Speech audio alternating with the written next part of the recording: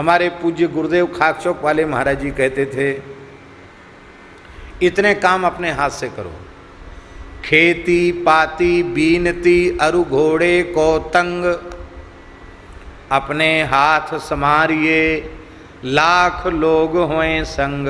कहते पुरानी कहावत है, खेती संदेशन खेती मत करो, खेत पर स्वयं जाओ, भले ही आपने काम करने वाले लोग रख रखे हैं, पर बुआई के समय कटाई के समय आप खेत पर खड़े हो जा करके, अपने आप खड़े नहीं होगे तो सब गड़बड़ हो जाए, कुछ का कुछ हो जाएगा। हमने भी अनुभव किया है इसका, नाम नहीं लेंगे, चलो नाम ले ही लेते, क्या है, क्या हानि है। हमारे खाकचौक आश्रम का एक आश्रम रुदायन गांव है,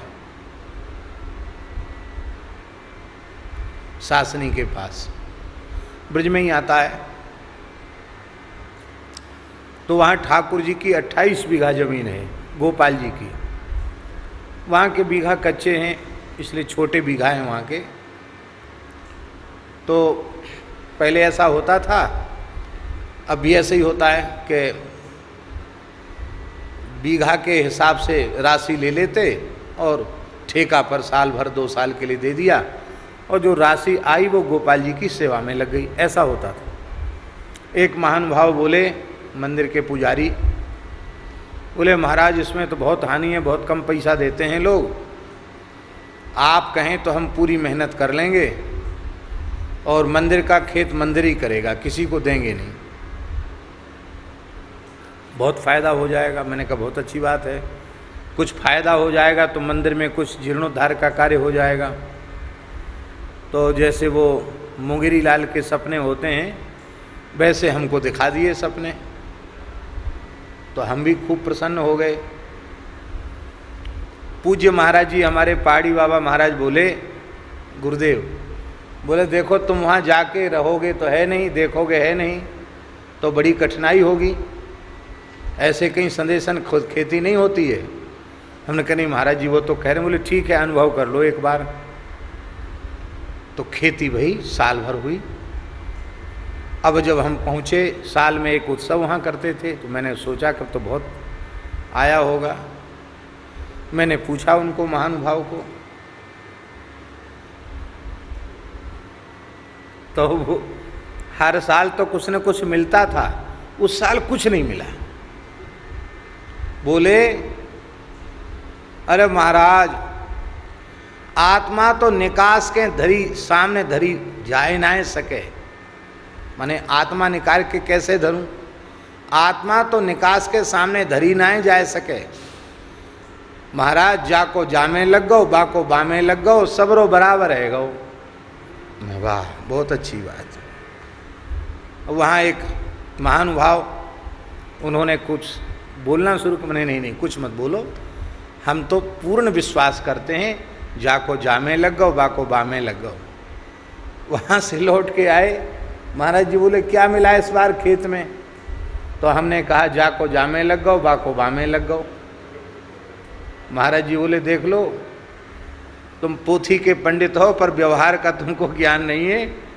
बोले तुम याद कर लो, खेती पाती बीनती अरु घोड़े को तंग, अपने हाथ समारिए लाख लोग हों संग। अरे बुआई के समय तुम्हें जाना चाहिए था, फिर फसल पक के कटने के समय जाना चाहिए, फिर जब अन्न जब तक आ ना जाए फिर अपने सामने उसकी व्यवस्था करनी चाहिए, तो सब तुमने नहीं किया, तो हो गया जाको जामे लग गो, बाको बामे लग गो।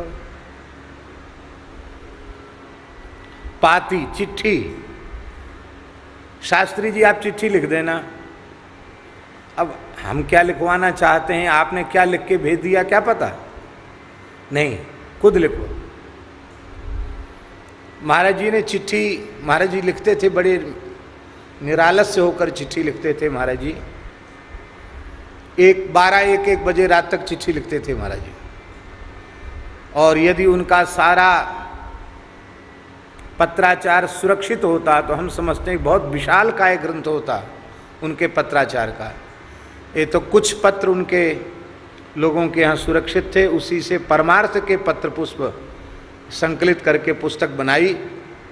और हमारी बड़ी विनम्र प्रार्थना, ये परमार्थ के पत्र पुष्प इतनी ही सुंदर पुस्तिका है कि आपके जीवन के सारे प्रश्नों का समाधान इससे हो जाएगा। आप पढ़ते हैं, एक एक वाक्य अद्भुत है महाराज जी को, एकदम व्यवहारिक, उसमें कोई सांप्रदायिक दुराग्रह नहीं है, प्रत्येक मनुष्य के लिए कल्याणकारी है।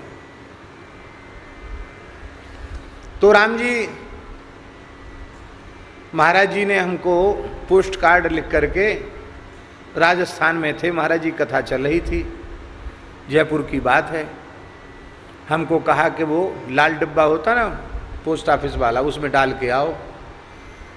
तो जिन पंडित जी के नाम से महाराज जी ने पत्र लिखा था, विद्यार्थी ही थे, हमारे साथ सहपाठी ही थे। तो हर व्यक्ति की एक अवस्था होती है, तो हमारी भी विद्यार्थी अवस्था ही थी, और अवस्था के अनुसार थोड़ी मोड़ी चंचलता भी सब में होती है। तो मेरे मन में कुछ बात सूझी, और पंडित जी का जो नाम लिखा था, अमुक जी महाराज, श्री रामानंद पुस्तकालय, सुदामा कुटी, वृंदावन।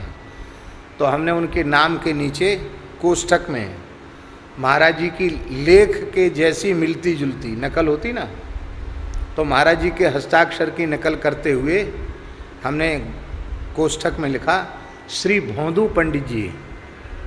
क्या लिख दिया? श्री भोंदू पंडित जी लिख दिया हमने उनको। अब ये उपद्रव ही था, शरारत ही थी, ठीक काम नहीं था, ऐसा नहीं लिखना चाहिए था।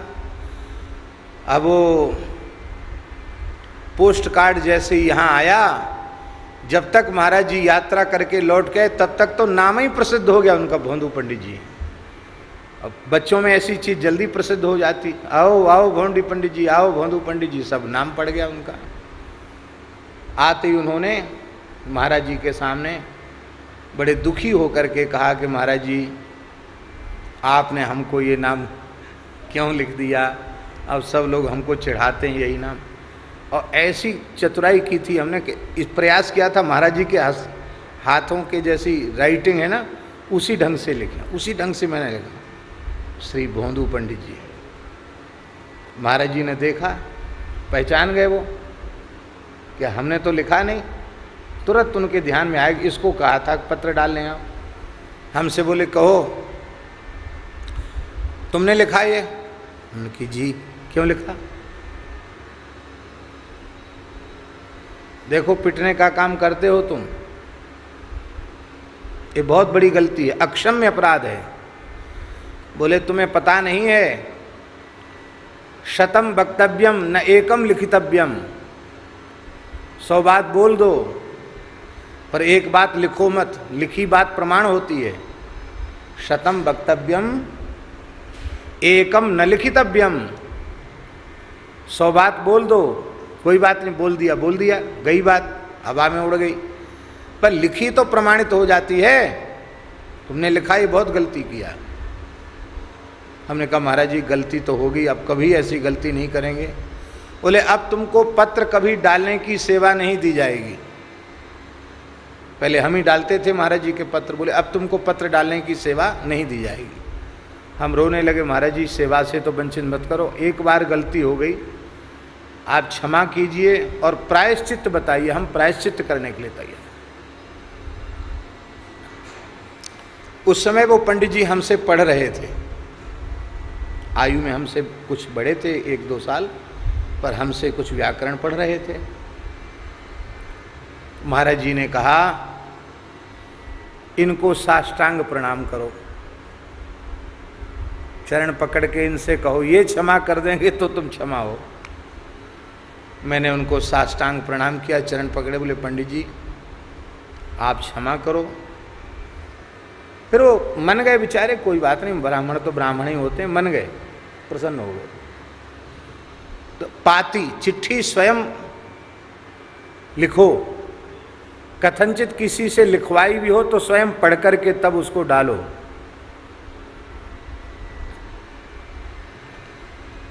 बीनती, बीनती माने ये प्रार्थना, स्तुति प्रार्थना मंत्र जप स्तोत्र पाठ ये दूसरे से मत करवाओ। करता भी कोई दूसरा हो तो भी स्वयं अवश्य करो, क्योंकि ये बीनती है। प्रार्थना दूसरे के द्वारा नहीं, स्वयं ही करनी चाहिए। और अरु घोड़े को तंग, तंग माने होता है जीन, घोड़े की जीन स्वयं कसो। लाख नौकर आपके पास हों और नौकर ने जीन कस दी तो भी एक बार आप उसको हिला डुला के देख लो ठीक से कसी कि नहीं कसी। क्यों? सवारी आप करेंगे, गिरेगा तो कौन गिरेगा? नौकर थोड़ी गिरेगा, आप ही गिरेंगे सिर के बल। इसलिए घोड़े की तंग भी खुद कस के देख लेना चाहिए, ढीली ढाली तो नहीं है।